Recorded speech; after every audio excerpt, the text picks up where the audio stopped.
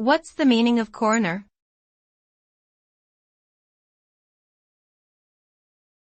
Coroner.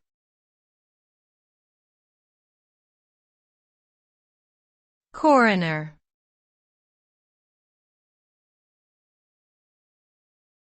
Coroner.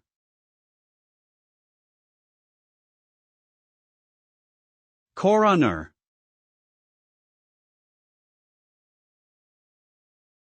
A coroner is a public official responsible for determining the cause of death in cases of sudden or unexplained deaths. Their role is to conduct investigations and post-mortem examinations to determine the cause of death, whether it was natural or the result of foul play. The coroner's findings are documented in a report, which can be used in legal proceedings or insurance claims. Essentially, the coroner's job is to bring closure and justice to families who have lost loved ones by providing a clear understanding of the circumstances surrounding their deaths.